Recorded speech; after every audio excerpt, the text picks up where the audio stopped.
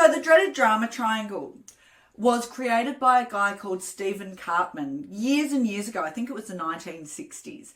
And Cartman said, under pressure, most people respond from a position in the dreaded drama triangle. A lot of people respond from victim mode.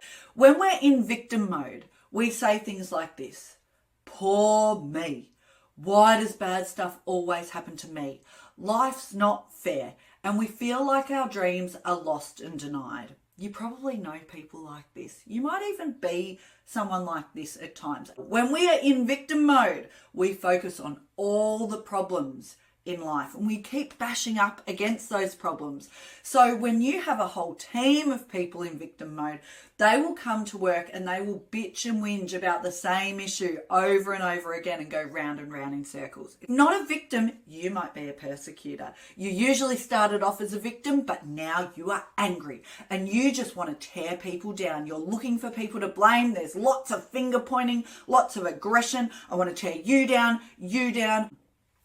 If not a persecutor or a victim, where a lot of people find themselves in the drama triangle when they didn't expect to, is in the role of rescuer. Now, when we're in rescuer, we say things like this: poor you, let me fix it, let me make it better, let me save the day. You might fear not being needed, be a bit of a martyr, let me come in with my Superman cape on.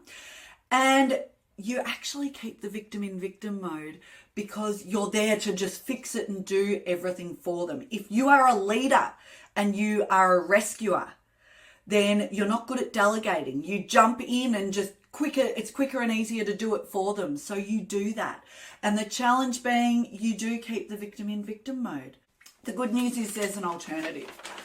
A guy called David Emerald wrote a great book called The Power of TED, which stood for the empowerment dynamic. He is an academic from the United States, and he came up with the empowerment dynamic in the 1990s and as a bit of an antidote to the dreaded drama triangle.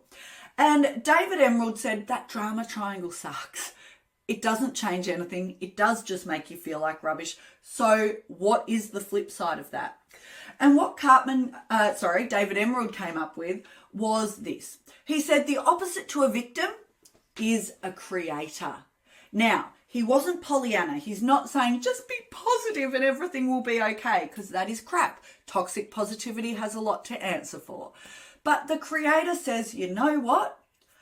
Bad stuff happens to good people all the time. Life is not fair. In fact, sometimes it sucks.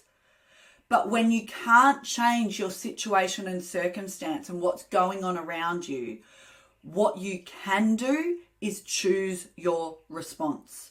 No matter how bad it gets, we can choose our response. And when you get a team of people or even an individual who operate from creator mode, instead of focusing on all the problems and bashing up against them all the time, you focus on the outcome you want. And what that does, it doesn't get rid of the problem. The problem's still there. But instead of bashing up against it, you ask yourself, well, how can I get past it? Am I going to go over it, under it, around it? How can I get to where I want to be? Instead of a persecutor, you can be a challenger. We need these people in the workplace and in our lives. The people who say, well, could we do it differently? Is there a better way? Just because it's always been done that way, does it have to be? The person who is curious and asks questions about the way things operate. And instead of a rescuer, you can be a coach. Now, I've had to get there with different people at various times in my life where I've had to say, you know what? I love you. I support you. I am here for you.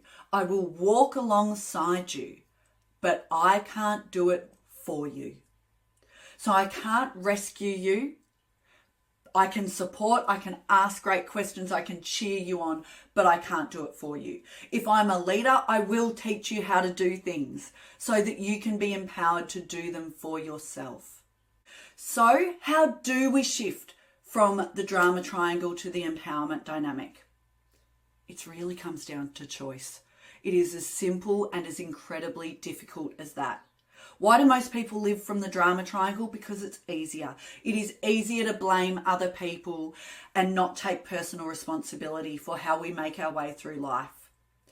The first step, the very first step, even before choice, is acknowledging where you're at. If this has hit home for you and you've realized you've been in the drama triangle a bit lately, it's acknowledging that. Don't beat yourself up. Have some compassion. It's okay. But acknowledge where you're at and then make a choice about where you want to be. It is as simple and as incredibly difficult as that.